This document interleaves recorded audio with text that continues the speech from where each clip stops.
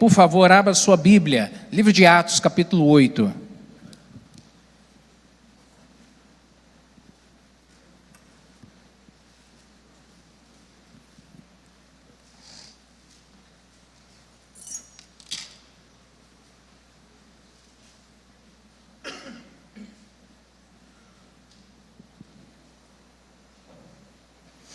Livro de Atos, capítulo 8, quero te convidar a ficar em pé, para em reverência lermos essa palavra, a partir do versículo 5, diz assim a palavra do Senhor: E descendo Filipe à cidade de Samaria, lhes pregava a Cristo, e as multidões unanimemente prestavam atenção ao que Filipe dizia, porque ouviam e viam os sinais que ele fazia, pois que os espíritos imundos saíam de muitos que os tinham, clamando em alta voz, e muitos paralíticos e coxos eram curados, e havia grande alegria naquela cidade.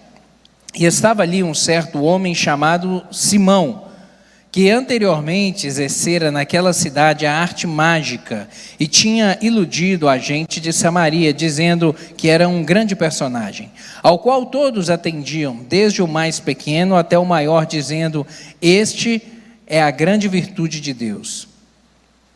E atendiam-no a ele, porque já desde muito tempo os havia iludido com artes mágicas. Mas como crescem em Filipe, que lhes pregava acerca do reino de Deus e do nome de Jesus Cristo, se batizavam tanto homens quanto mulheres, e creu até o próprio Simão, e sendo batizado, ficou de contínuo com Filipe, e vendo os sinais e as grandes maravilhas que se faziam, estava atônito.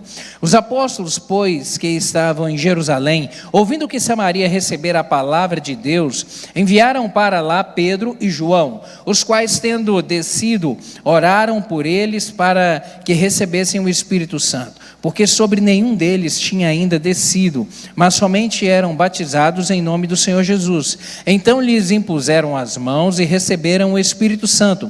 E Simão, vendo que pela imposição das mãos dos apóstolos era dado o Espírito Santo, lhes ofereceu dinheiro, dizendo: dai-me também a mim esse poder, para que aquele sobre quem eu puser as mãos receba o Espírito Santo. Mas disse-lhe Pedro: o teu dinheiro seja contigo para perdição, pois cuidaste que o dom de Deus se alcança por dinheiro.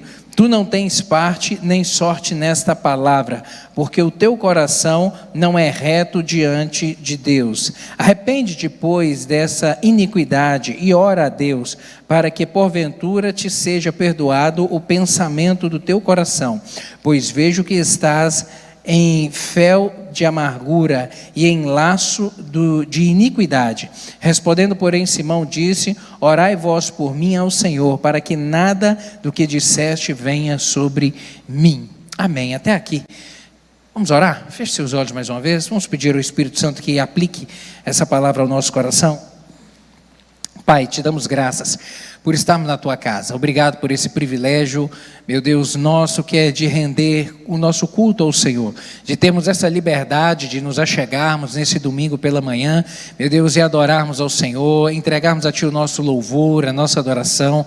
Obrigado agora pela liberdade que temos de nos assentar em volta da Tua palavra, para meditarmos nela, meu Deus, e por ela sermos alimentados. Eu lhe peço, Espírito Santo de Deus, que o Senhor, meu Deus, que já foi entronizado nessa casa, que a presença do Senhor já é marcante neste lugar, possa trazer uma mensagem específica ao coração de cada um dos meus irmãos aqui, falando de uma maneira pessoal ao coração de cada um, em nome de Jesus.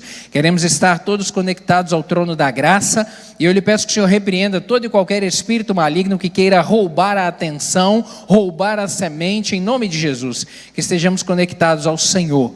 Eu lhe peço também por aqueles que estão conectados conosco via internet, que o Senhor alcance o coração de cada um e fale também de uma maneira pessoal ao coração de cada um nesta manhã. Fique e permaneça à vontade nesse lugar, Espírito Santo de Deus, é o que lhe pedimos, no nome santo de Jesus, amém. Amém. Você pode se assentar, querido.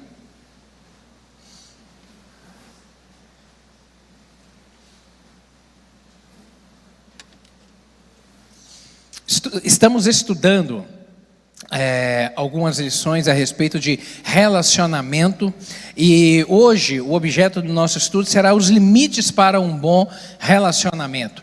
Há limites para um bom relacionamento? Isso é saudável? Existem bases sobre os quais devemos fundar o nosso relacionamento com Deus, o nosso relacionamento com o próximo, com aquele mais próximo ou com aquele que está um pouco distante de nós. Como é o ideal para desenvolvermos um relacionamento à luz dos princípios da palavra do Senhor de forma saudável e vivermos bem? Nós temos aqui alguns objetivos no estudo dessa manhã, que o primeiro é entender que o nosso Deus é um Deus organizado. Nosso Deus é um Deus organizado, e a Bíblia, ela traz para nós princípios para desenvolvermos um bom relacionamento.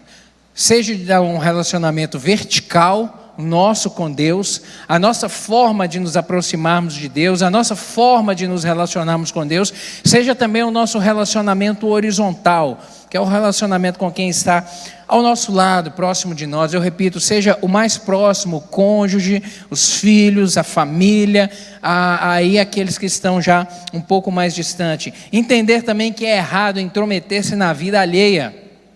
É errado intrometer na vida alheia. Há limites que nós devemos respeitar no relacionamento com o próximo. Um outro objetivo é compreender que a Bíblia condena a invasão à intimidade do outro em nome da fé, porque há pessoas que infelizmente não têm uma devida maturidade.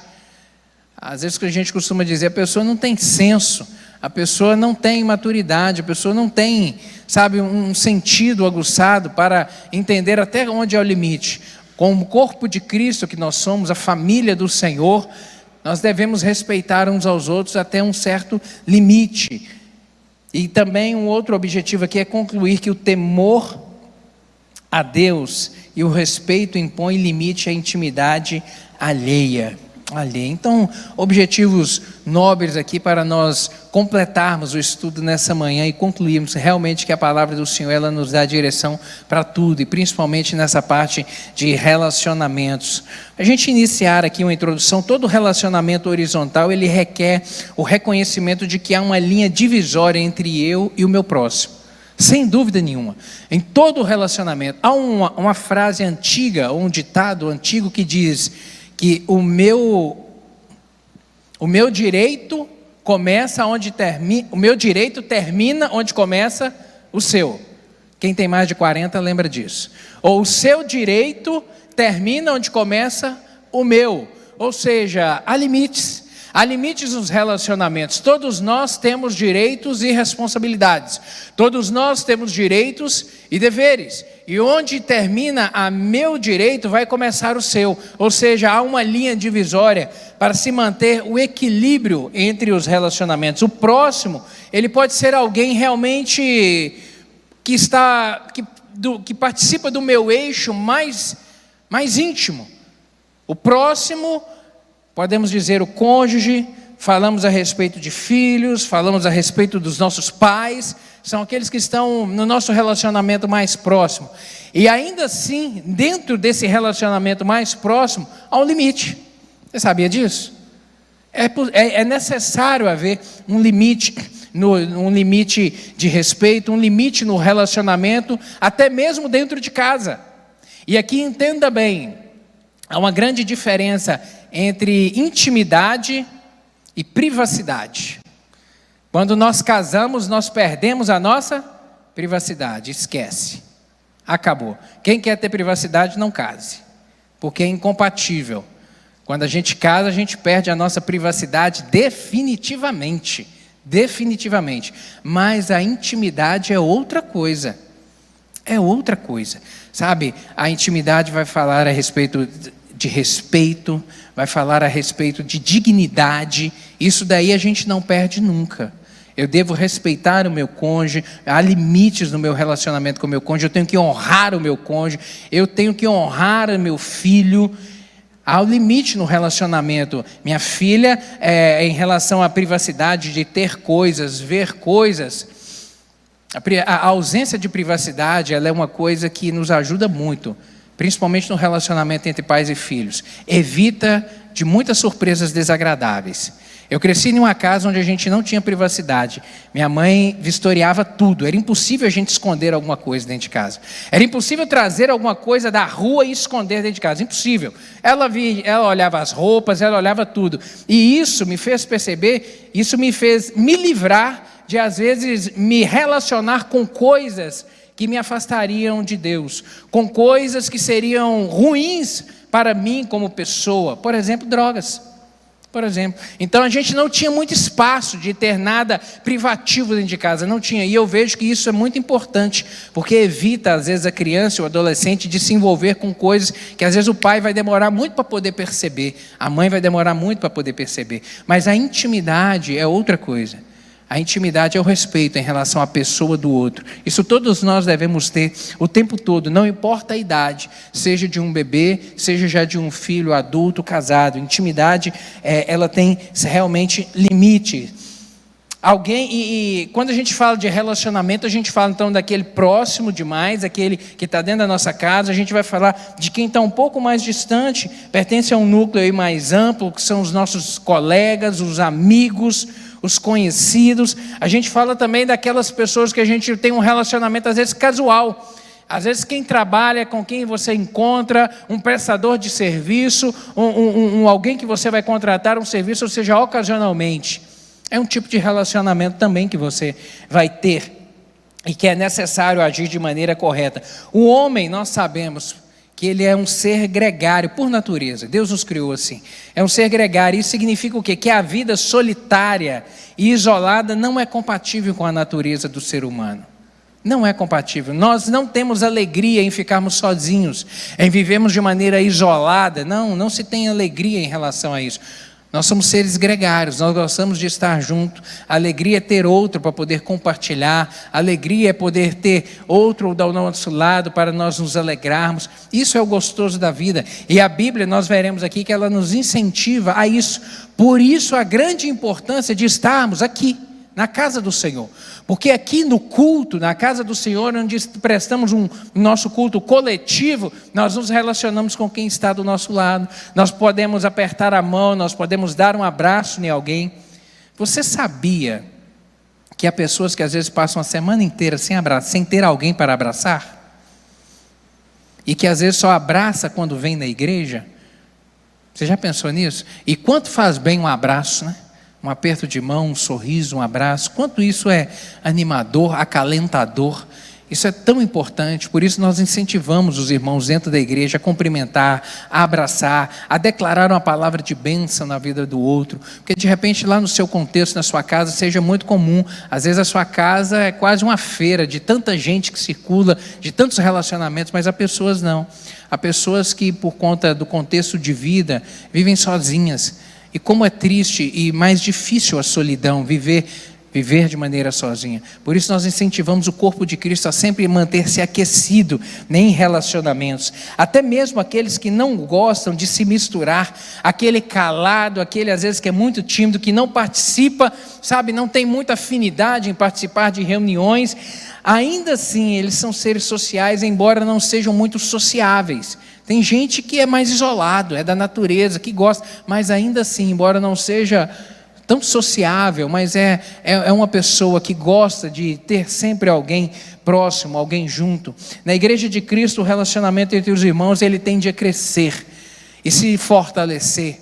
E a Bíblia, ela nos incentiva a isso. Salmo 133, verso, vai nos falar a respeito disso, a respeito da importância e do valor que é o corpo de Cristo. Está registrado lá: quão bom e quão suave é que os irmãos vivam em união, porque é como óleo precioso sobre a cabeça que desce sobre a barba de Arão e desce sobre a orla das suas vestes, como o orvalho de Hermon e como o orvalho de Hermon que desce sobre os montes de Sião, porque ali o Senhor ordena a bênção e a vida para sempre. Ou seja, o salmista, inspirado pelo Espírito Santo de Deus, ele vem dizer: a primeira frase e a última frase são uma conexão, como se fosse uma frase só. Ó, quão bom e quão suave é que os irmãos vivam em união, porque ali o Senhor ordena a bênção e a vida para sempre. Ou seja, a bênção do Senhor, ela está sobre a harmonia do relacionamento. A bênção do Senhor, o desfrute de uma vida boa, de paz, de alegria, de comunhão, é de vivermos bem com o nosso irmão, com aquele que está próximo de nós, com a família do Senhor, com o corpo de Cristo. A Bíblia, portanto, ela nos incentiva a juntos, a igreja do Senhor, desenvolver laços de afinidade, relacionamento, fortalecermos vínculos, fortalecermos laços. E como é bom isso nas nossas vidas. Por isso que a palavra do Senhor vai dizer que há amigos que são mais chegados do que irmãos. Isso é verdade. Há amigos que pela afinidade, a forma de pensar, e são coisas diferentes, entenda isso. Às vezes o irmão consanguíneo não vai ter um vínculo de afinidade como um amigo. Por quê? Porque o consanguíneo, às vezes o temperamento, o gênio vai ser muito diferente um do outro. Quem tem mais de um filho às vezes percebe isso, como um é diferente do outro. Como um é diferente do outro, sabe? E às vezes você vai encontrar em um amigo, em um relacionamento com alguém próximo de você, que você decidiu se aproximar, alguém que tem às vezes os mesmos princípios, os mesmos valores, a mesma forma de pensar, e isso gera afinidade. A afinidade, quando ela é alimentada e fortalecida, isso gera um vínculo realmente muito mais forte, às vezes, do que um vínculo de consanguinidade. Como é bom ter amigos. Ter amigo é bom demais, né? Ter amigo é bom demais, ter amigo é uma bênção. Com amigo a gente compartilha alegria, a gente compartilha desafios, tristezas, sonhos. Com amigo a gente chora, com amigo a gente ora, com amigo a gente se confraterniza. Ter amigo é bom demais. E a Bíblia nos incentiva a isso, desenvolvermos relacionamentos de amizade, fortalecemos elos, fortalecemos vínculos. Isso nos ajuda na caminhada, como isso é bom. Entretanto, de modo geral, as relações humanas, elas seguem um protocolo. É necessário um protocolo de forma natural, que regula os relacionamentos. Por exemplo, não é sensato abraçar uma pessoa na rua com quem você não conhece. Não é sensato isso. Como também não é prudente você trazer um desconhecido para dentro da sua casa. Um desconhecido que você não sabe a origem, nem ele, nem beira, para poder participar do seu seio familiar. Não se conversa com desconhecido com a mesma liberdade que com a qual você relaciona com um amigo. Então isso aqui são tudo regras normais e naturais do relacionamento e da vivência. Mas nessa lição aqui nós trataremos dos pontos que delimitam o bom relacionamento à luz da palavra do Senhor. E a Bíblia, ela vai nos trazer aqui como diretriz, primeiro, o respeito à ordem hierárquica. Como eu disse no início, o nosso Deus, ele é um Deus organizado.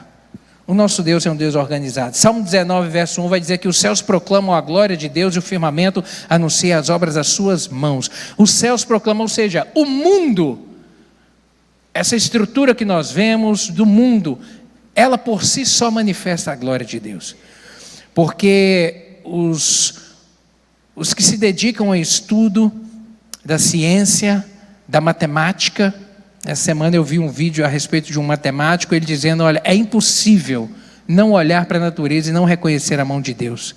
Porque a matemática é uma ciência exata. Na matemática, 2 mais 2 é 4 sempre. É 4 sempre. E a matemática explica que esse mundo foi criado por Deus pela perfeição, como tudo se conecta. Tudo está no devido lugar. É impossível esse mundo ter sido formado do jeito que é, e ele diz o mundo, a terra e o universo, a forma sincronizada como tudo aconteça, se não fosse a mão de um arquiteto que desenhou isso tudo, e programou isso tudo e colocou isso tudo no devido lugar. Ele dizendo, a matemática prova que é impossível o mundo não ter sido criado por um arquiteto, por alguém que com uma perfeição colocou tudo no seu devido lugar e tudo funciona de uma maneira devida. Portanto, a terra, o universo, o mundo em si, ele já manifesta que o nosso Deus é um Deus organizado, e Deus estabeleceu a existência de hierarquias como forma de organização dos relacionamentos, no relacionamento com Ele e no relacionamento social. Veremos aqui, por exemplo, o relacionamento do homem e Deus. Esse relacionamento ele deve ser pautado pelo temor e a obediência. A palavra do Senhor vai nos dizer isso de forma muito clara. Lá ainda no Antigo Testamento, em Deuteronômio capítulo 8, verso 6, Deus, falando ao povo de Israel, ele diz: obedeçam os mandamentos do Senhor, o seu Deus, andando em seus caminhos e dele tendo temor. Obedeçam ao Senhor, obedeça. Em Eclesiastes capítulo 12, verso 13, vai nos dizer: agora que já se ouviu tudo, aqui está a conclusão: tema a Deus e guarda os seus mandamentos, pois isso é essencial para todo o homem. Agora que você já ouviu de tudo, porque Salomão, ao escrever Eclesiastes, ele já está mais maduro, já está no final da sua vida, já viveu, já havia tido experiências boas, experiências ruins, e ele faz um livro inspirado pelo Espírito Santo do Senhor, onde vem falar a respeito da vida, trazer algumas respostas sobre questões da vida, e no final, no capítulo 12, ele vem dizer: olha, depois que eu já disse isso tudo aqui, quero fazer um resumo, em suma. Outras versões bíblicas vão dizer em suma, ou seja, o resumo de tudo é: teme a Deus, porque temer a Deus é abençoador para a vida do homem. E todos os dias nós tomamos decisões. De acordo com o jornal Wall Street Journal, nos Estados Unidos, ele fez uma pesquisa e ele apontou que o homem adulto, ele toma cerca de 35 mil decisões por dia. É muita decisão, não é? Um homem adulto normal toma cerca de 35 mil decisões por dia, segundo diz essa pesquisa. E realmente nós tomamos muitas decisões. E toda decisão ela vai gerar uma consequência boa ou uma consequência ruim. Toda decisão significa uma escolha. E lá na frente essa escolha vai refletir em nós, trazendo um bom resultado ou um mau resultado. E para tomar decisão acertada, o que a gente precisa de ter? Sabedoria. E a Bíblia vai nos dizer que o princípio da sabedoria é o quê? Temer a Deus. Então você quer viver bem? Tema a Deus. Você quer fazer boas escolhas? Tema a Deus. Você quer acertar mais? Tema a Deus. Tema a Deus. Algo que parece tão simples de ser dito, mas que é tão desafiador no dia a dia. Nós vivemos isso dentro da nossa casa, no nosso trabalho, nos nossos negócios. Temer a Deus sempre. Querido, isso vai trazer sabedoria para a sua vida, para você se portar de maneira devida e errar menos, acertar mais, colher bons frutos na sua vida, na sua casa, nos seus relacionamentos. A Bíblia nos dá a direção. Deseja acertar mais? Tema a Deus. Mateus capítulo 22, versos 37 e 38, um jovem sábio procurou Jesus e foi perguntá-lo a respeito da lei, do resumo da lei, qual que era o significado completo da lei. E Jesus disse-lhe: amarás o Senhor teu Deus de todo o teu coração e de toda a tua alma e de todo o teu pensamento, ou de todo o teu entendimento. É nisso que se resume toda a lei. Ama a Deus acima de todas as coisas, tema ao Senhor acima de todas as coisas, reconhece quem Deus é acima de todas as coisas. E ele vem dizer: o segundo mandamento é amar o teu próximo como a ti mesmo. Alinhe, querido, o seu coração, de forma a colocar Deus sempre em primeiro lugar. Alinhe o seu coração. Eu me lembro na adolescência, na juventude aqui na igreja, e isso repercutiu em todas as igrejas, uma estratégia. Um homem de Deus, eu não sei qual foi o autor dessa estratégia, mas foi inspirado pelo Senhor e ajudou muito a juventude nossa daquele tempo. Era uma pulseirinha onde ele colocou algumas letras: OQF, OQJF. O que Jesus faria em meu lugar? O que Jesus faria? Eu me lembro na adolescência e na juventude a gente adquirir e usar isso porque nos ajudava. Onde a gente estava na rotina do dia a dia, a gente sempre tinha algo no braço que a gente olhava: OQJF. Era um código, OQJF. O que Jesus faria? O que Jesus faria agora? Eu estou fazendo isso aqui, eu vou fazer esse negócio, o que Jesus faria? Qual que seria o caminho que ele escolheria? Isso ajudou a gente tanto. Isso ajudou, e isso é uma verdade hoje, porque em todo momento, em toda escolha, em toda decisão que a gente for ter que fazer, a gente pensar: o que Jesus faria no meu lugar? vai te ajudar bastante a você tomar uma decisão certa. Vai te ajudar bastante a você se guiar por um caminho correto e colher frutos bons e colocar sempre o Senhor em primeiro lugar. O que Jesus faria em meu lugar? Salmo 37, verso 3 a 5, Davi vai dizer o seguinte: confia no Senhor e faz o bem, habita na terra e verdadeiramente serás alimentado. Agrada-te do Senhor e Ele satisfará os desejos do teu coração. Entrega o teu caminho ao Senhor, confia nele e o mais Ele fará. E o mais Ele fará. Confia no Senhor. Confia no Senhor de todo o seu coração. Agrada-te do Senhor, ou seja, tenha alegria. Outras versões vão dizer: deleita-te no Senhor e Ele satisfará os desejos do seu coração. Ou seja, tenha alegria em estar na presença do Senhor. Tenha alegria em manter um relacionamento com o Senhor. Tenha alegria, tenha prazer, que não seja uma obrigação, que não seja algo forçado. Não, eu tenho que ir à igreja. Não, eu tenho que ir lá bater um ponto. Não, ou até mesmo dentro de casa. Não, eu tenho que ler a Bíblia para o meu filho ler, não, para meu filho ver o exemplo. Não somente isso é sim um senso de responsabilidade, mas o que a Bíblia está dizendo: olha, tenha alegria, tenha contentamento, tenha satisfação em se aproximar de Deus, tenha satisfação em relacionar com Ele, tenha alegria no seu momento a sós com Deus, tenha alegria ao estar na casa do Senhor, sinta prazer, vista a sua melhor roupa e diga: eu vou louvar ao Senhor, eu vou encontrar com meus amigos na igreja, nós vamos juntos engrandecer o nome do Senhor, eu vou adorar a Deus, eu vou levar a Ele o meu culto. Por isso nós viemos à casa do Senhor, não para assistir um culto, mas a Bíblia diz que nós devemos vir entregar, prestar a Ele um culto, ou seja, trazer algo ao Senhor. Eu venho trazer, Deus, o meu coração ao Senhor, eu venho trazer os meus lábios para te louvar, eu venho trazer a minha adoração ao Senhor, porque eu reconheço quem o Senhor é, o Todo-Poderoso, Deus forte e grandioso. Sabe, querido, a palavra do Senhor vai nos dizer: tenha alegria nisso. E quanto mais alegria, prazer você tiver nisso, no relacionamento com Deus, aí qual que é a consequência? Ele satisfará os desejos do teu coração. Deus vai abrir portas. Deus conhece os sonhos. E às vezes os sonhos mais íntimos parecem tão pequenos, tão simples, Deus tem prazer em realizar. Até os grandes sonhos, os projetos de vida, sabe, as grandes realizações, Deus também contempla e vê, assim como também as coisas mais simples do seu dia a dia. Deus vê: Deus, eu conheço testemunho de homens e mulheres que, por vezes, não tinham poucos recursos financeiros, e naquele dia acordou: Deus, eu gostaria de hoje comer uma carne.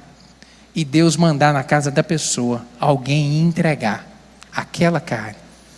E certa vez eu conheço um testemunho de uma pessoa que naquele dia não tinha carne para poder comer, e ela falou: Deus, o Senhor sabe o desejo do meu coração. Ela falou que nem orou pedindo, mas foi só um pensamento, e um gato apareceu na casa dela com uma sacola, e dentro da sacola tinha um outro embrulho de uma carne. Você vai explicar isso? Você vai explicar isso? A Bíblia diz, a Bíblia nos dá exemplo disso. O profeta de Deus não estava na beira do ribeiro e Deus não mandava corvos para poder alimentar ele. Deus mandou um gato para levar comida na casa da irmã. Sabe, querido, Deus realiza desejos. Deus tem prazer em satisfazer os desejos do coração a partir do momento que nós nos relacionamos com Ele, com alegria, com contentamento. No relacionamento entre homens e coisas, Deus estabeleceu hierarquias. Gênesis 1, 27 e 28. E criou Deus o homem à sua imagem, a imagem de Deus o criou, homem e mulher os criou, e Deus os abençoou e diz: frutificai, multiplicai-vos, enchei a terra, sujeitai, dominai sobre os peixes do mar e sobre as aves dos céus e sobre todo o animal que se move sobre a terra. Ou seja, há uma hierarquia no relacionamento homem-animal ou homem-coisa. Sim, a prioridade é o homem. Deus criou o homem e disse: olha, dominai. Ou seja, há uma hierarquia. O homem é mais importante, pessoas são mais importantes do que coisas, sempre. Pessoas são mais importantes. No relacionamento pais e filhos, há uma hierarquia? Sim, a Bíblia dá essa direção. Gênesis capítulo 20, Êxodo capítulo 20, verso 12.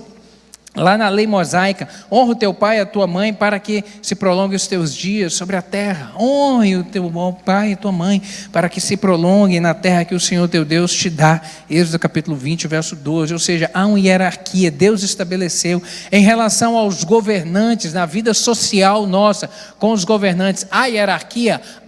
A Bíblia nos diz de uma maneira muito clara, Hebreus capítulo 13, verso 1, todos devem sujeitar-se às autoridades governamentais, pois não há autoridade que não venha de Deus, e as autoridades que existem foram por Ele estabelecidas. 1 Timóteo capítulo 12, verso 1 e 2, antes de tudo, recomendo que façam súplicas, orações, intercessões e ações de graças por todos os homens, pelos reis e por todos os que exercem autoridade, para que tenhamos uma vida tranquila e pacífica com toda piedade e dignidade. Ou seja, a Bíblia, ela nos diz autoridades, e a autoridade, ela foi instituída por Deus, e ela só existe porque Deus permite. É lógico que somos nós que escolhemos quem vai governar sobre nós, mas existe uma cadeia de autoridade, e a Bíblia diz que nós devemos estar sujeitos às autoridades, para que haja ordem, porque onde não há hierarquia, há desordem, a caos, e Deus quer que nós vivemos em paz, em alegria. Por isso Ele nos orienta a orarmos, a abençoarmos as autoridades que estão sobre nós, e não maldizermos, e não desejarmos o mal a respeito delas. Por vezes se levantam homens maus para governar? Sim, por vezes se levantam às vezes pela força do braço, às vezes pela força bélica, às vezes pela insensatez das pessoas em escolherem quem vai governar. Mas uma vez isso feito, o que nos compete? O que a palavra do Senhor vai dizer? Orar. Deus, alcança esse coração. O Senhor mudou tanta gente, o Senhor muda tantos corações. Deus, alcança esse coração, e orarmos para que haja mudança, para que haja salvação, para que realmente o Senhor tenha misericórdia de nós como povo, e a gente viva tempos de paz. Tempos de paz. A sociedade humana, ela é constituída por poderes hierárquicos, ela é organizada dessa maneira. E no texto que nós lemos aqui, nós vemos que Simão, ele foi repreendido por ele não reconhecer o limite, ele não reconhecer o seu próprio limite, e ele suplantar, e ele desejar uma posição que não era a posição dele. O texto que nós lemos aqui, nós vemos que um homem famoso na cidade, ele se tornou famoso porque ele tinha a habilidade. O texto utiliza a palavra mágica, ele fazia mágica, na verdade eram truques. Fazia truques, encantava as pessoas com truques, e encantou as pessoas de uma tal maneira que o texto diz que desde o mais pobre da cidade até o mais rico da cidade reverenciava ele, dava importância a ele. Então ele era uma pessoa de uma habilidade certamente muito grande de falar, de se expressar, e tinha habilidade de fazer truques. Seu nome era Simão, ele era uma pessoa notória na cidade, e ele entregou o seu coração a Cristo. Ele viu o diácono Filipe pregando, a mensagem do Evangelho entrou no seu coração, e ele aceitou a Cristo, e ele foi batizado. E o contexto aqui, se você volta no capítulo 7, vai falar a respeito da perseguição aos cristãos, Estevão sendo morto. O início do capítulo 8 vai falar da perseguição promovida por Saulo à igreja ali em Jerusalém, e quando essa perseguição ela se torna maior, mais arrinhada, uma perseguição mais firme, mais rigorosa, os cristãos em Jerusalém, eles começam a sair de Jerusalém, O Espírito Santo eles já haviam recebido lá em Atos capítulo 2, e aqui começa o cumprimento da promessa. Atos capítulo 1, verso 8, e recebereis poder ao descer sobre vós o Espírito Santo, e sereis minhas testemunhas tanto em Jerusalém, como em Samaria, até aos confins da terra. Então aqui os cristãos agora começam a sair de Jerusalém pregando o Evangelho. Diácono Silas é um que sai e chega à cidade de Samaria, começa a pregar em Samaria, muitos começam a se converter, entregar o coração a Cristo, e um desses é esse Simão aqui, que entrega o seu coração a Cristo. Mas o Espírito Santo ainda não havia sido derramado, e a notícia das conversões em Samaria chega a Jerusalém, e ali os apóstolos e a igreja ali reunida decidem enviar alguns dos apóstolos lá, e Pedro e João chegam até Samaria para poder ver aquilo que estava acontecendo, porque inicialmente aqui a gente também, quando estudamos teologia, vemos que há uma fase de transição. Os judeus imaginavam inicialmente que o evangelho era para apenas eles, e aqui é uma mudança de fase, onde eles começam a ver que agora os gentios, que é os não judeus, vão receber também o evangelho. Então eles vão para poder ver se realmente haviam recebido a Cristo, e vão orar para que se recebessem agora o Espírito Santo do Senhor. Os apóstolos começam a orar e coisas extraordinárias começam a acontecer. Os apóstolos Pedro e João orando, homens e mulheres sendo batizados no Espírito Santo de Deus, milagres acontecendo, coisas extraordinárias acontecendo, e Simão fica impressionado com aquilo tudo. E admirado ali pela autoridade espiritual na vida dos apóstolos, Simão ofereceu dinheiro a Pedro. Olha, foi cutucar a onça com vara curta, foi logo falar com Pedro.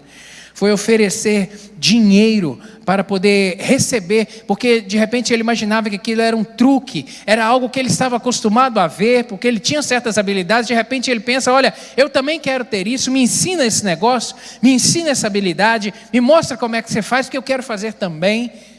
Mas nós vemos que algo que parece ser um desejo bom, mas na verdade havia no fundo, a base que sustentava esse desejo não era algo, e o Espírito Santo revelou isso ao apóstolo naquele momento, e para sua vergonha ele sofreu uma dura repreensão de Pedro, onde o apóstolo vai dizer: o teu dinheiro seja contigo para a perdição, pois cuidaste que o dom de Deus se alcança por dinheiro, tu não tens parte nem sorte nessa palavra, porque o teu coração não é reto diante de Deus. E Simão fica apavorado ali com aquela palavra e pensa: olha, ora por mim, peça a Deus então para me perdoar, porque realmente eu fiz algo errado. O que a gente vê aqui, querido? Não traje a honra.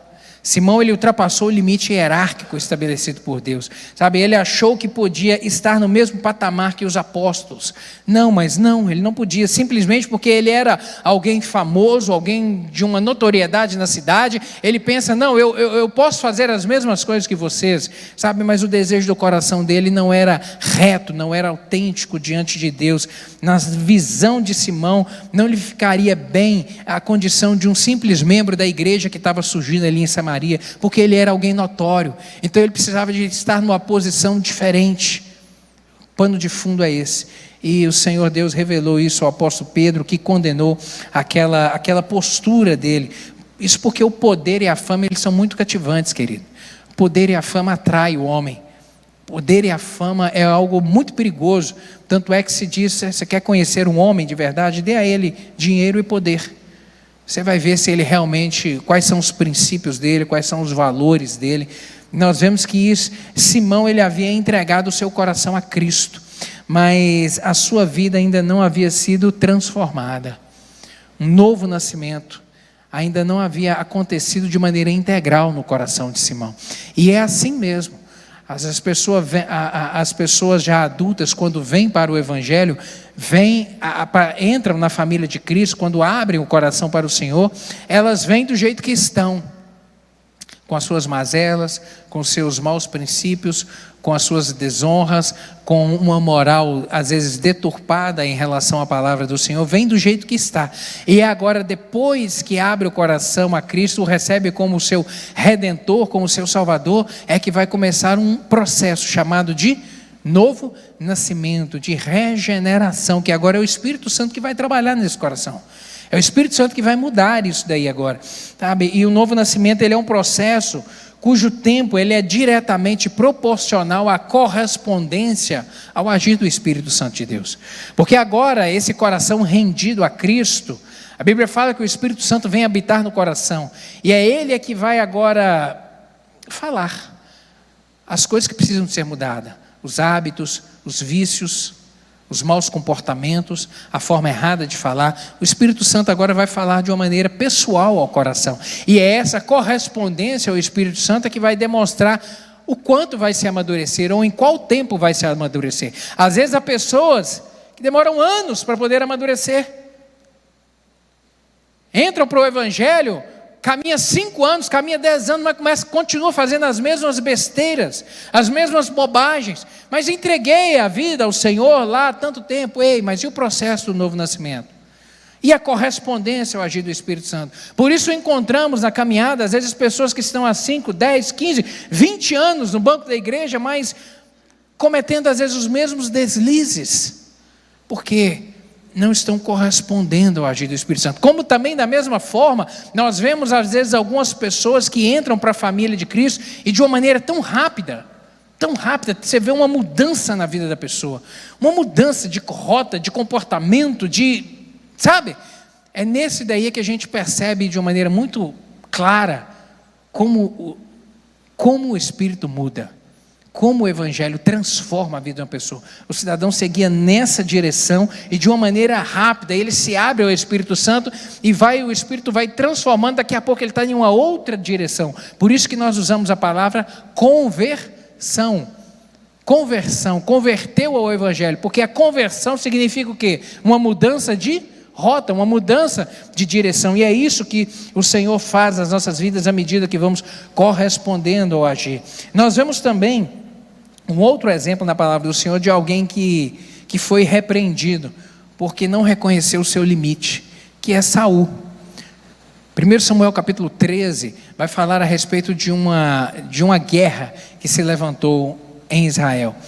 Um exército, uma grande multidão de filisteus, 30 mil carros, 6 mil cavaleiros, uma grande multidão se levanta contra Israel, e Saul era rei naquele momento, e ele convoca o povo de Israel a se reunir na cidade de Gilgal, para poder sair a essa peleja. Ele chama o profeta Samuel, e Samuel diz: eu vou chegar lá em 7 dias, porque Samuel estava numa outra localidade, e o exército ali reunido, o exército de Israel reunido em Gilgal, passa os 7 dias, Samuel estava atrasado, por alguma razão ele se atrasou, e a Bíblia diz que Saul resolveu apresentar sacrifício a Deus, e ele ali no verso 8, ele pede ao povo para que trouxesse animais, e ele apresenta sacrifício a Deus. E o profeta Samuel vai repreendê-lo de uma maneira muito dura, sabe? Quando Saul acabou de oferecer o holocausto ao Senhor, Samuel chegou no verso 10, e Samuel vem dizer para ele: olha, esse seria um grande dia na sua vida, na verdade seria um maior dia na sua vida, onde Deus confirmaria você como rei, onde Deus traria um grande livramento a Israel através da sua vida, mas você usurpou algo que você não podia fazer, você ultrapassou o limite, você não respeitou a Deus, ele não podia agir como sacerdote, mas ele ousou fazer aquilo. E Samuel, no capítulo 13, verso 13, vai dizer justamente disso: agiste neciamente e não guardaste o mandamento que o Senhor teu Deus te ordenou, porque agora o Senhor teria confirmado o teu reino sobre Israel para sempre, porém agora não subsistirá o teu reino, já tem buscado o Senhor para si o homem segundo o seu coração, e já lhe tem ordenado o Senhor que seja capitão sobre o seu povo, porquanto não guardaste o que o Senhor te ordenou. Ao usurpar ali o ofício sacerdotal, querido, Saul, ele demonstrou o quê? Desprezo em relação a Deus, desprezo em relação à palavra do Senhor, porque era muito claro isso em Israel, os responsáveis pela adoração eram os sacerdotes, aqueles que deviam oficiar perante o tabernáculo eram os sacerdotes, aqueles que tinham a responsabilidade de sacrificar, de orar a Deus pelo povo, era o sacerdote. E quando Saul resolve fazer algo que ele não podia fazer, ele simplesmente está desprezando Deus, desprezando a palavra de Deus, desprezando os princípios de Deus, colocando Deus em segundo lugar, em segundo plano. E ao instituir, e nós sabemos disso, ao instituir o tabernáculo, a forma que o homem deveria adorar a Deus, a forma como o homem deveria prestar o seu culto, foi Deus que estabeleceu, e ele determinou que seria Arão e os seus filhos que oficiariam o sacerdócio, a família sacerdotal, o culto, o sacrifício, era a responsabilidade deles, era a atribuição deles, não era qualquer um que podia entrar no tabernáculo, ou mesmo tocar nos seus utensílios. Vocês lembram daquele evento que aconteceu com Uzá? Lembra de Uzá? Davi, já rei, e aí essa história já vai estar lá em 2 Samuel. Davi, já rei, decide trazer a arca do Senhor da casa de Abinadab para Jerusalém. E quando ele decide fazer isso, ele vai com grande comitiva, colocam a arca do Senhor em cima de um carro puxado por bois, e vai ali ajudando a puxar o carro de bois. Chega um determinado momento que o carro passa num buraco, ele vira de lado, a arca começa a cair, vai segurar a arca para não deixar ela cair no chão. A palavra do Senhor diz que ele morre instantaneamente. Puf! Morte súbita. Porque não podia fazer aquilo daquele jeito. A intenção era boa. A intenção era até boa. Mas há limites, há princípios que devem ser respeitados. Deus estabelece limites, e Deus havia estabelecido que não era aquela forma, o jeito de fazer daquele jeito, e ele morre instantaneamente. Depois da morte de Uzá, eles fizeram o que deveria ter sido feito. Eles foram examinar as Escrituras.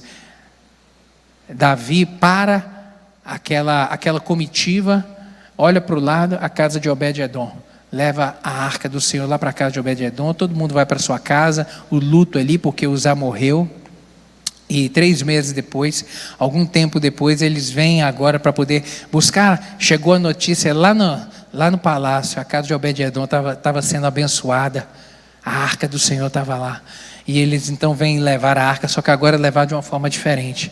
Eles foram examinar e perceberam que há mais de 400 anos atrás eu já havia dito que a arca era para ser carregada nos ombros dos levitas. Era para ser carregada pelos levitas, não era para ser levada em carros de boi. Apenas a família, os levitas e os descendentes dos levitas é que eram os encarregados de fazer o transporte do tabernáculo, de montar, de desmontar e de transportar o tabernáculo. E ali os levitas então são chamados e eles levam a arca do Senhor e vai até Jerusalém. Sabe, querido, o que a gente aprende com isso? Com Deus não se brinca e de Deus não se zomba. A palavra do Senhor, ela é eterna. A palavra do Senhor, ela nos dá diretriz, ela nos dá orientação, princípios que são eternos para a nossa vida. Com Deus não se brinca e de Deus não se zomba. Às vezes as pessoas confundem a longanimidade de Deus com impunidade. Deus é longânimo? É. E longânimo significa isso, ter um ânimo longo. Um ânimo longo. O nosso Deus, ele é longo, tardio em irar. Nosso Deus é assim, mas ele não aceita a impunidade. Ele é um Deus de justiça. 1 Samuel capítulo 2, verso 30, vai trazer uma palavra muito séria de Deus. Diz o seguinte: portanto, diz o Senhor Deus de Israel, na verdade tinha falado eu que a tua casa e a casa de teu pai andariam diante de mim perpetuamente, porém agora diz o Senhor, longe de mim tal coisa, porque aos que me honram eu honrarei, mas aos que me desprezam serão por mim desprezados. Deus vem trazer essa palavra ao sacerdote Eli. Seus filhos haviam decidido desonrar ao Senhor, Ofni e Finéias, e Deus decidiu exterminar os filhos dele. E Deus, antes de terminar, vem trazer essa palavra aqui: olha, Eli, aos que me honram eu honrarei, mas os que me desprezam, eles também serão por mim desprezados. Ou seja, os que me colocam em segundo lugar, sabe, eles vão ter que se virar sozinhos, eles vão ter que caminhar sozinhos. Agora, aquele que me honra, aquele que tem prazer na minha lei, aquele que anda comigo, aquele que me coloca em primeiro lugar, aquele cujo coração dele eu sou a prioridade, eu ocupo sempre o primeiro pensamento, sempre as primícias são minhas, sabe, sempre eu estou em um lugar de honra e de destaque na vida dele. Aqueles que me honram, eu honrarei. Eu tenho um compromisso com ele. Eu tenho um compromisso com ele. E nós vemos isso de uma maneira muito clara. Deus instituiu pastores com a responsabilidade de cuidar do rebanho do Senhor. Cuidar do rebanho. Nós vemos tanto no Antigo Testamento falando isso como no Novo Testamento. Jeremias capítulo 3, verso 15. E vos darei pastores segundo o meu coração, que vos apacentem com a ciência e com inteligência. E o apóstolo Paulo em Efésios capítulo 4, verso 11 também vai dizer: e ele designou alguns para apóstolos, e outros para profetas, e outros para evangelistas, e outros para pastores e mestres, com o fim de preparar os santos para a obra do ministério, para que o corpo de Cristo seja edificado. Ou seja, há uma hierarquia espiritual que Deus estabelece também na igreja, querido. Deus levanta homens e mulheres para ministérios específicos, e na condução do corpo de Cristo, da igreja do Senhor, Ele levanta pastores com essa finalidade, e não somente pastores, mas também como auxiliadores. Ele levanta homens e mulheres para exercer outras funções, como por exemplo, a função de diaconado, o apóstolo vai dizer diáconos, presbíteros, mestres, doutores, homens e mulheres que Deus levanta para servirem de auxiliadores aos pastores na condução da obra do Senhor. As autoridades instituídas por Deus para cuidar da igreja devem ser respeitadas, pois é o inimigo que trabalha para causar divisão. Nós temos um adversário, e que ele trabalha de forma incessante justamente para causar divisão. Segundo Timóteo capítulo 2, verso 24 a 26, o Senhor vai dizer, o apóstolo Paulo vai dizer a Timóteo nessa carta: ao servo do Senhor não convém brigar, mas sim ser amável para com todos, apto para ensinar, paciente, deve corrigir com mansidão os que lhe opõem. Deve corrigir com mansidão os que lhe opõem, na esperança de que Deus lhes conceda o arrependimento, levando-os ao conhecimento da verdade, para que assim voltem à sobriedade e escapem da armadilha do diabo, que os aprisionou para fazerem a sua vontade. Ou seja, o apóstolo Paulo está dizendo a Timóteo o seguinte: o servo do Senhor, o servo do Senhor aqui é o pastor, é o líder da igreja. O pastor, ele não convém ser alguém brigão, alguém que se mete em intriga, mas ele deve ser amável com todos, paciente, ensinar, e deve corrigir com mansidão os que lhe opõem. Ou seja, lá desde a antiguidade nós já vemos aqui oposição surgindo dentro de igreja, pessoas se levantando contra a obra do Senhor, e o apóstolo vem dizer: olha, os que lhe opõem, agindo com mansidão, para que voltem à sobriedade e escapem da armadilha do diabo que os aprisionou. E nós vemos às vezes se levantar dentro da igreja isso, pessoas usadas pelo inimigo para causar contenda, divisão, porque toda casa dividida, querida, ela não permanece em pé. É necessário haver unidade dentro do corpo do Senhor. Unidade não é unanimidade, são coisas diferentes. Unidade, a gente fala de propósito. Unanimidade, eu olho para essa parede, eu gosto dela branca, o outro não, eu gosto amarela. Nós somos diferentes, nós podemos ter opiniões diferentes, sim, e isso é bom, nós podemos pensar de maneira diferente, mas em relação aos princípios da palavra do Senhor, deve haver dentro de nós um só coração, e a Bíblia chama isso de unidade na fé. Agora, um outro aspecto aqui sobre relacionamento: é necessário respeitar os limites pessoais. As leis civis, assim como as leis mosaicas encontradas aqui no Pentateuco, elas existem para estabelecer limites de um bom relacionamento entre os seres humanos. O papel da lei é estabelecer limite, que eles não devem ser ultrapassados, sob pena de trazer problema, e também de causar problema, e também de sofrer punição. E a nossa lição aqui, ela vai trazer três figuras: a figura do intruso, a figura do maldizente e a figura do que quebra a confiança. Justamente de três tipos de pessoas que a gente tem que vigiar. O intruso é aquele que se mete onde não é chamado. O intruso é aquele que se mete onde não é chamado, no lugar que não é devido. É o invasivo, é aquele que entra sem ser convidado. E lá na igreja de Tessalônica, o apóstolo Paulo, ele vem apontar e exortar os irmãos, porque eles estavam vivendo esse transtorno lá. 2 Tessalonicenses capítulo 3, verso 11 e 12: pois de fato estamos informados de que entre vós há pessoas que andam desordenadamente, não trabalhando, antes se intrometendo na vida alheia. A elas, porém, determinamos e exortamos no Senhor Jesus Cristo, que trabalhando tranquilamente comam o seu próprio pão. Ou seja, dentro da igreja havia irmãos que não estavam trabalhando e estavam intrometendo na vida do outro. E isso começou a gerar transtorno dentro da igreja. E o apóstolo vem dizer que era necessário ajustar isso. Há um ditado, que às vezes algumas pessoas até confundem com versículo, mas não é versículo, é um ditado.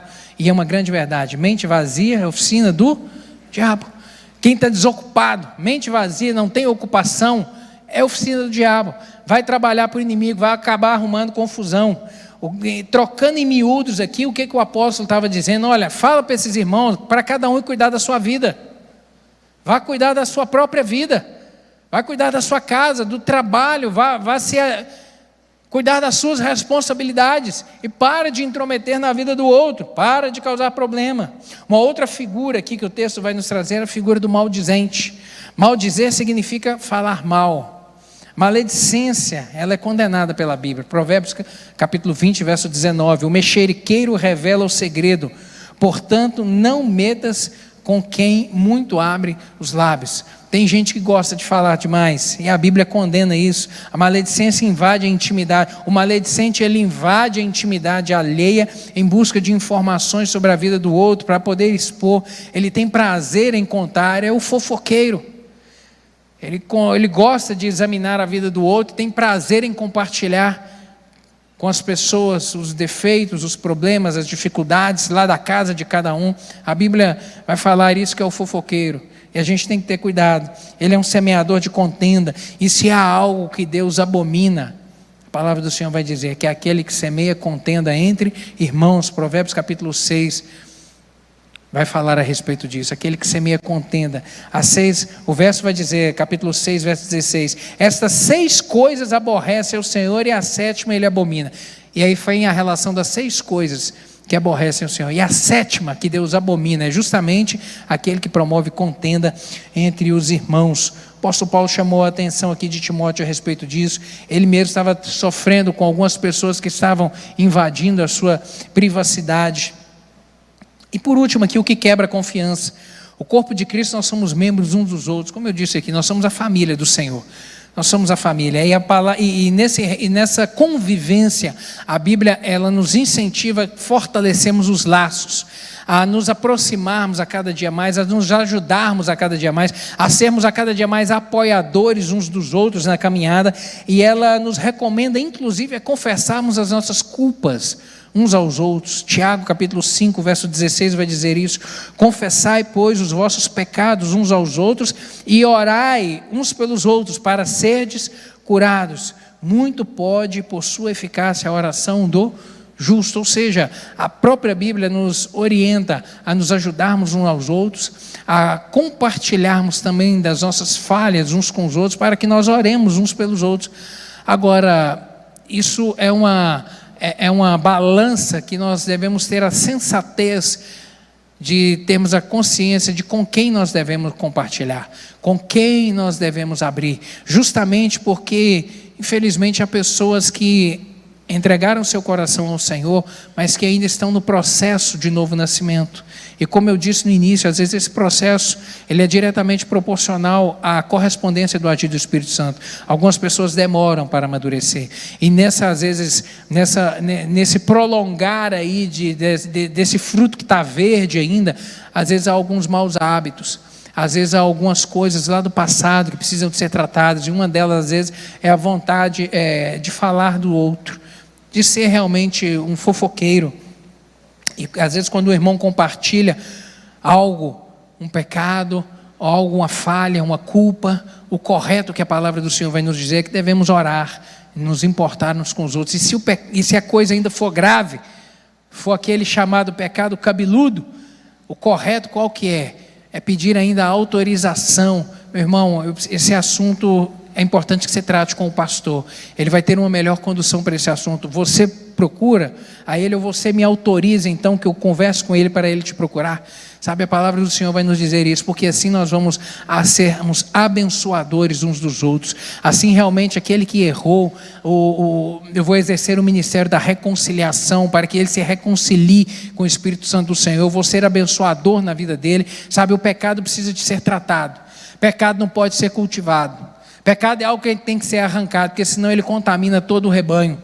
Ele contamina todo, ele vai crescendo dentro do coração. Pecado precisa de ser tratado. Ele não pode ser camuflado, não é para ficar escondido, é realmente para ser tratado, mas não significa também ser exposto. Ele não pode ficar escondido, mas ele também não precisa ser exposto para a vergonha do irmão. Ele precisa de ser tratado com seriedade, com amor, porque todos nós temos telhado de vidro, todos nós, mas devemos tratar com amor para que haja reconciliação com o Espírito Santo do Senhor. Jamais, de uma maneira pública, envergonhar alguém. Amém, meus queridos? A gente aprende então aqui que o temor de Deus e o respeito ao próximo são as bases que nós devemos sempre guardar no nosso coração para vivermos bem no nosso relacionamento com Deus e no nosso relacionamento com o próximo. Eu quero te convidar a ficar de pé para junto nós orarmos. Essa palavra é uma palavra desafiadora.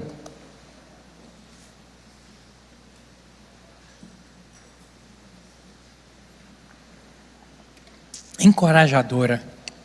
Seu relacionamento com Deus, como é que está? Precisa ser ajustado? Agrada-te do Senhor.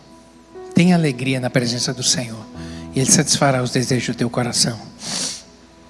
Às vezes é isso que nessa manhã você precisa de colocar como prioridade na sua vida. Decidir ter prazer na casa do Senhor. Decidir ter prazer nas coisas de Deus na sua vida. Às vezes, de repente, você participa ou faz algumas coisas apenas por obrigação ou constrangimento. Não. Prazer. Feche seus olhos, faça essa oração nessa manhã. Deus, eu quero ter mais prazer na casa do Senhor. Eu quero ter mais prazer no meu relacionamento com o Senhor. Eu quero ter mais prazer em orar. Eu quero ter mais prazer em ler a Tua palavra, em vir à igreja do Senhor. Eu quero ter alegria nisso, Deus. E às vezes eu faço, mas eu tenho feito, às vezes, já há algum tempo, sem contentamento. Às vezes eu estou funcionando no piloto automático. Fala isso para o Senhor. Deus, eu tenho caminhado no piloto automático. Eu não quero, eu quero sair, eu quero desligar o piloto automático. Eu quero ter prazer na Tua casa. Quero ter prazer no relacionar com o Senhor, no relacionar com meus irmãos. Quero ter alegria em chegar neste lugar. O Senhor sabe do meu coração, Deus, o Senhor sabe. Aquilo que o Espírito Santo está falando contigo, coloca a mão no seu coração. Eu quero orar por você nessa hora. O Senhor sabe as mudanças que precisam ser feitas. Sabe, às vezes uma paixão, voltar ao primeiro amor, a chama voltar a aquecer no seu coração, para você viver um relacionamento bom, desfrutar da presença do Senhor na sua vida. Aqueles que me honram, eu honrarei. Mas aqueles que me desprezam também serão por mim desprezados. Deus, eu quero te honrar mais e mais na minha vida. Quero colocar o Senhor no lugar de destaque na minha vida, no meu coração. Quero estar a cada dia mais apegado ao Senhor. Oh Deus, oh Deus. Deus, obrigado pela Tua palavra. Obrigado, Deus, porque ela é desafiadora todo o tempo. Ela é desafiadora. E nessa manhã fomos confrontados com esse desafio de nos posicionarmos perante o Senhor. Meu Deus, decidimos caminhar de uma maneira sóbria, de uma maneira prudente, meu Deus, mais apegados ao Senhor. Temos prazer na palavra do Senhor, na lei do Senhor. Temos prazer no relacionamento com o Senhor, nos aproximarmos mais. Meu Deus, quantos de nós aqui temos caminhado no piloto automático na vida? Meu Deus, está fazendo por fazer, ler a Bíblia por ler, ora por orar, vem à igreja por ir, vai à igreja por ir. Meu Deus amado, mas não queremos andar no piloto automático. Queremos, meu Deus, ter alegria, contentamento. Por isso eu lhe peço, Espírito Santo, que o Senhor fale de uma maneira pessoal em cada coração aqui nessa manhã. Em nome de Jesus, aquece a chama, Deus. Aquece a chama de um ardor, de uma vontade nova de buscar ao Senhor. Meu Deus, de dobrar os joelhos, meu Deus, de sentir necessidade de orar. Meu Deus, de sentir necessidade de ler a palavra do Senhor, de sentir necessidade de abrir os lábios e louvar o nome do Senhor. Meu Deus, que haja esse sentimento brotando no coração nessa manhã, que o Teu toque em nome de Jesus promova transformação. Meu Deus, quebra toda insensibilidade espiritual, toda dureza do coração em nome de Jesus. A palavra tem sido pregada, a palavra tem sido dita, a voz do Senhor tem sido anunciada e por vezes, meu Deus, ela tem entrado em um ouvido e saído em outro e não promovido transformação. Meu Deus, o Espírito Santo do Senhor tem falado, mas não está havendo correspondência. Deus, eu lhe peço que nessa manhã haja mudança em nome de Jesus.